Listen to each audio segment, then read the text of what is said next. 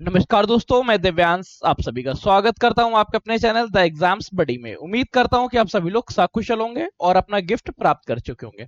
अगर आप में से किसी ने अपना गिफ्ट नहीं लिया है तो बेटा 10 बजे एक वीडियो आ रही है जहां पे आप लोगों को बताया गया क्या गिफ्ट है, कैसे लेना है। साथ ही साथ उत्तर प्रदेश अधीन सेवा चयन आयोग के अंतर्गत लेखपाल कैसे बन सकते हैं, पेट में मैक्सिमम मार्क्स किस तरह से ला सकते हैं, स्टेनोग्राफर किस तरह से बन सकते हैं, कनिक सहायक किस तरह बन सकते हैं, इन सभी के बारे में इस वीडियो में मैंने चर्चा की है, तो इसको आप ध्यान से देख लीजिएगा। और रिमाइंडर लगा लो, अपने सभी दोस्तों के साथ शेयर कर दो क्योंकि 10 बजे की क्लास अत्यंत महत्वपूर्ण होने वाली। चलिए आज सेशन करते हैं, आप चर्चा करते हैं डेली करंट अफेयर्स के बारे में। ये करंट अफेयर्स का सेशन आप किसी भी एग्जाम की तैयारी करें आपके लिए अत्यंत महत्वपूर्ण होने वाला है। और सबसे जरूरी चीज, अगर एक मंथ में आज है 6 तारीख और ये कंपटीशन स्टार्ट होगा 10 तारीख से, 10 जून से नेक्स्ट 10 जुलाई के मध्य में आप सबसे ज्यादा सही जवाब कमेंट करते हैं तो आप लोगों को मिलेगा 5,000 रुपए जीतने का सुनहरा मौका। आप पढ़ाई के साथ साथ तैयारी भी करिए और प्राइज भी जीतिए ताकि आप लोगों की तैयारी आसान हो सके। तो इसी क्रम में सबसे पहले कमेंट करते चलिएगा और वादा करिए सही कमेंट करेंगे, सबसे पहले कमेंट करेंगे। पेट के लिए सफलता बैच, लेखपाल के लिए लक्ष्य बैच, कनिक सहायक के लिए जित बैच, स्टेनोग्राफर के लिए स्टेनो स्टार बैच। किस तरह से जुड़ना है सभी आप लोगों को पता है। अब चर्चा करते हैं एक एक पॉइंट्स के बारे में। पहला क्वेश्चन, सबसे पहले आप जवाब दे दो क्या ऑप्शन सही है, ऑप्शन एबीसीडी में कौन सा सही है, जल्दी से जवाब दीजिए और पॉइंट पढ़ते हैं। हाल ही में आक्रामकता के शिकार मासूम बच्चों का अंतरराष्ट्रीय दिवस कब मनाया गया। आक्रामकता का मतलब क्या है, तो पूरी दुनिया में जिस भी बच्चे ने कोई सी भी तरह की पीड़ा झेली है, ये पीड़ा शारीरिक हो सकती है, मानसिक हो सकती है, भावनात्मक रूप से हो सकती है, किसी का कुछ भी शोषण हुआ, उन सभी के लिए एक दिवस मनाया जाता है ताकि इन चीजों को कम किया जा सके। विश्व स्तर पे हर देश इस पे कार्य करे, इसके लिए एक दिवस मनाया जाता है। यह दिवस कब मनाया जाता है, बस इतना सा क्वेश्चन पूछ रहा है, 2 जून, 4 जून, 3 जून या इनमें से कोई। ध्यान रखो, यह मनाया जाता है 4 जून को। आक्रामकता के शिकार मासूम बच्चों के अगेंस्ट में एक अंतरराष्ट्रीय दिवस मनाया जाता है। ये मनाने का प्रारंभ किसने किया, यूएन ने। यूएन के बारे में तो आप लोगों को पता ही है, सारे के सारे पॉइंट्स कल की क्लास में चर्चा की थी कि यूएन की स्थापना कब हुई थी। स्थापना होती है 1945 में। जब इसकी स्थापना हो रही थी तब इसमें 51 देश शामिल थे। वर्तमान समय में इसमें 193 देश शामिल है। इसका हेडक्वार्टर कहाँ पे है ये आप लोग कंफर्म करके कमेंट करके बताइए। इसका हेडक्वार्टर न्यूयॉर्क में है। इसका जो उद्देश्य है, इसका एकमात्र उद्देश्य है कि अंतरराष्ट्रीय शांति बनाए रखना, सुरक्षा बनाए रखना, मैत्रीपूर्ण संबंध बनाना। यूएन के अंगों के बारे में क्वेश्चन पूछा था। यूएन के 6 अंग है जिनके बारे में कल चर्चा कर चुके थे, साथ में इसकी आधिकारिक भाषाएं भी 6 हैं। 6 आधिकारिक भाषा कौन कौन सी है वो आप आज याद रख लीजिए। अरबी, चीनी, अंग्रेजी, फ्रांसीसी। बेटा ये जो मैं लिख रहा हूं इनको लिख लीजिएगा कहीं, ठीक है। फ्रांसीसी, रूसी और स्पेनिश, ये इसकी आधिकारिक 6 भाषाएं। 6 अंग 6 भाषाएं। फिर हम लोग चर्चा करते हैं अगला क्वेश्चन। नेक्स्ट क्वेश्चन आपसे पूछ रहा है, हाल ही में जारी दुनिया के टॉप 10 स्टार्टअप शहरों की 2025 की सूची में कौन सा टॉप रहा। तो बेटा टॉप 10 में भारत का एकमात्र शहर शामिल हुआ है और वह शहर है बेंगलुरु। तो बेंगलुरु को तो आप भूलिएगा मत। स्टार्टअप शहरों की सूची में टॉप 10 में एक शामिल हुआ है। दुनिया भर में सबसे ज्यादा जहां पे स्टार्टअप ग्रो हो रहे हैं वह एकमात्र शहर है बेंगलुरु भारत का। इसके अलावा अगर टॉप 5 पूछ ले तो सबसे पहले याद रखिएगा सैन फ्रांसिस्को 1 नंबर पे है, 2 नंबर पे न्यूयॉर्क है, 3 नंबर पे लंदन है, 4 नंबर लॉस एंजलिस है, तो ये पॉइंट याद रखिएगा, और 5वें नंबर पे बीजिंग है। भारत का एकमात्र शहर शामिल होता है जिसको बैंगलोर बोलते हैं, इसलिए बैंगलोर बहुत ज्यादा इंपॉर्टेंट हो सकता है, ये भी क्वेश्चन पूछा जा सकता है। हाल ही में दुनिया के टॉप 10 स्टार्टअप शहरों की सूची में भारत का कौन सा राज्य, या भारत का कौन सा शहर शामिल हुआ है, तो शहर का नाम याद रखिएगा बेंगलुरु। ऑप्शन नंबर यहाँ पे तो ऑप्शन नंबर सी सही रहा, वैसे बेंगलुरु भी एक पॉइंट रहेगा, ठीक। अगला क्वेश्चन देखते हैं। नेक्स्ट क्वेश्चन पूछ रहा है, हाल ही में 2025 में भारत का शीर्ष ब्लूबेरी उत्पादक राज्य कौन है। अच्छा, ब्लूबेरी उत्पादक राज्यों की श्रेणी में टॉप किसने किया है, क्वेश्चन ये पूछ रहा है। इसके साथ आप 1-2 पॉइंट्स और याद रखिएगा। याद रखो जो ब्लूबेरी का उत्पादक है इसमें टॉप किसने किया, 4 में से आपने उनको ऑप्शन दे दिया। टॉप तो किया है महाराष्ट्र ने। इसका इसका सेकंड नंबर पे कर्नाटक आता है, सेकंड नंबर के साथ थर्ड नंबर और याद रखो हिमाचल प्रदेश आता है। फोर्थ नंबर पे तमिलनाडु आता है और फिफ्थ नंबर पे हमारा पड़ोसी उत्तराखंड आता है, क्योंकि मैं उत्तर प्रदेश हूं इस वजह से मेरा पड़ोसी उत्तराखंड। मुझे इस तरह से थोड़ा याद होता है, इस वजह से आप भी याद रख लीजिएगा, ठीक है। उत्तराखंड इसका फिफ्थ नंबर पे आता है। नेक्स्ट क्वेश्चन, अगला क्वेश्चन पूछा है, हाल ही में रक्षा संपदा या डिफेंस स्टेट का महानिदेशक किसे घोषित किया गया है? डिफेंस स्टेट का महानिदेशक या डायरेक्टर जनरल डीजी किसे बनाया गया है, ये क्वेश्चन पूछ रहा है। क्या प्रतीक शर्मा जी को बनाया गया, राजीव राव को जी को बनाया गया, शैलेंद्र नाथ गुप्ता को बनाया गया? याद रखो, डिफेंस महानिदेशक की चर्चा करें तो यह बनाया गया है शैलेंद्र नाथ गुप्ता जी को, अर्थात ऑप्शन नंबर सी सही रहा। डायरेक्ट लिख लीजिएगा, डिफेंस स्टेट के डीजी डायरेक्टर जनरल हाल ही में शैलेंद्र नाथ गुप्ता जी को बनाया गया, ऑप्शन नंबर सी सही रहा। नेक्स्ट क्वेश्चन, हाल ही में किस देश में एचआईवी रोगियों की 500% वृद्धि हुई है? अच्छा, ये 6 की जगह 7 तारीख को, बेटा ये मैं ठीक करवा दूंगा, ठीक है, याद रखो। हाल ही में एचआईवी पीड़ित रोगियों की संख्या में अचानक 500% की वृद्धि हुई है। जहां पहले 1 आ रहे थे वहां 500 आने लगे।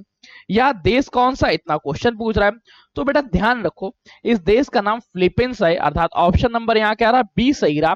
फिलीपींस में हाल ही में एचआईवी रोगियों की संख्या में वृद्धि दर्ज की गई, वो भी 500%। हाल ही में ब्रिक्स व्यापार मंत्रियों की बैठक हुई थी, यह कहां हुई थी? अच्छा, ब्रिक्स की चर्चा करें तो ब्रिक्स का हेडक्वार्टर बता दो पहले, कहां बेटा? ब्रिक्स का हेडक्वार्टर संघाई चीन में है। संघाई चीन के साथ इसकी जो स्थापना करने वाले देशों में भारत शामिल था। जब भारत शामिल था तो इसकी शुरुआत कब हुई? इसकी शुरुआत होती है 2001 से। ये 3 पॉइंट्स और याद रखो। हाल ही में इसकी बैठक होती है, वो कहां पे हुई ये याद रखना। इसकी हाल ही में बैठक कहां पे हुई है, जल्दी से आप लोग कमेंट करके बताओ।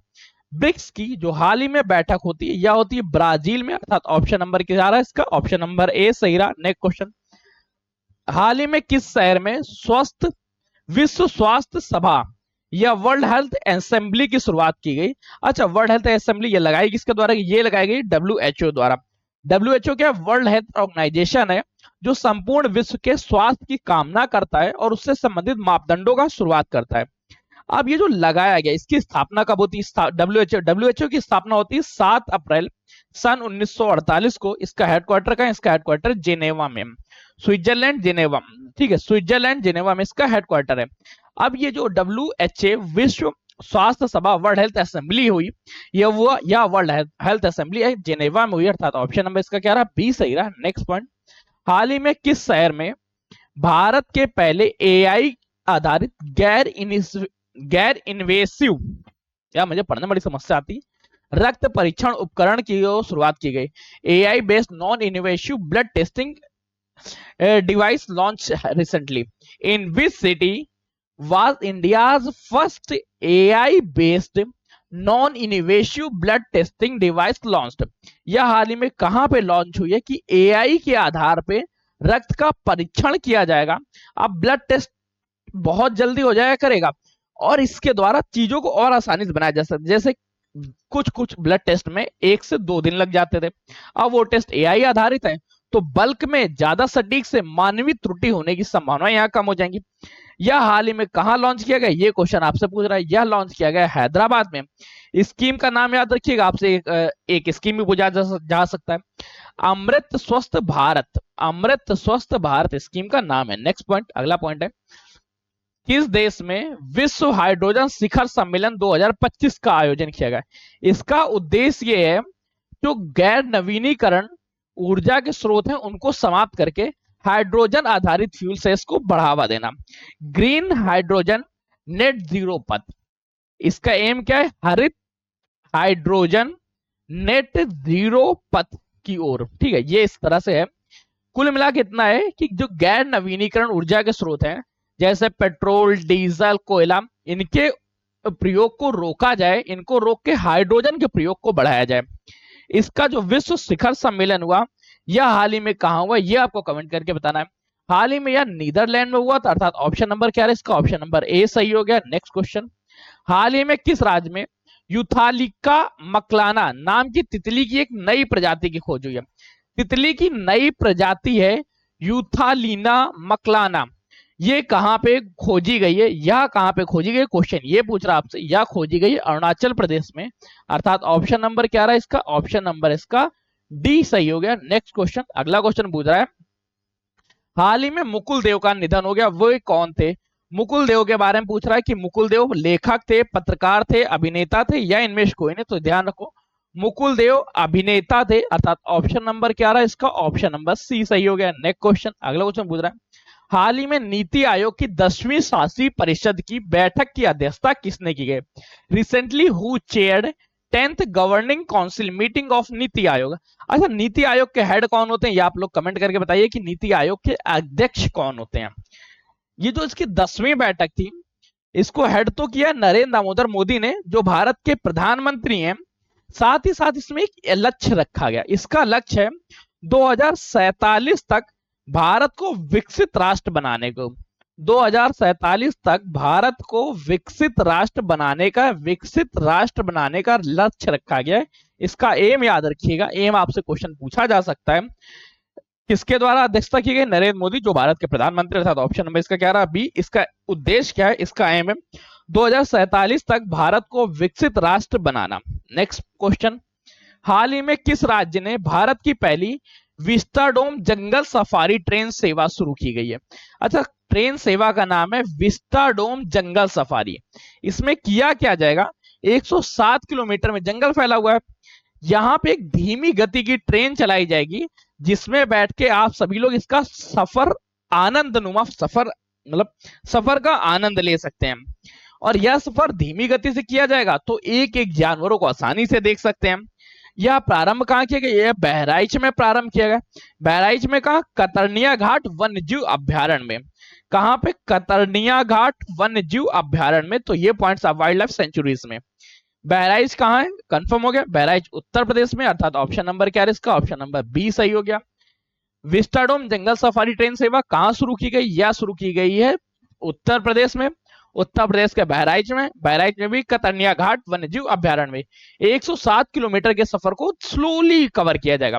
इसकी टिकट है 275 रुपए पर पर्सन। एक बार भ्रमण जरूर करिएगा, पर सिलेक्शन लेने के बाद, क्योंकि सिलेक्शन लेने के बाद भ्रमण करने का मजा ही थोड़ा अलग होगा। खुद जाइएगा, दोस्तों को ले जाइएगा, परिवार के साथ जाइएगा। अगला क्वेश्चन, हाल ही में गोवा के पर्यटन और बुनियादी ढांचे को प्रोत्साहन देने के लिए न्यू जिवारी सेतु का वेधशाला टावर का शिलान्यास किया गया। नहीं कंफर्म हो रहा।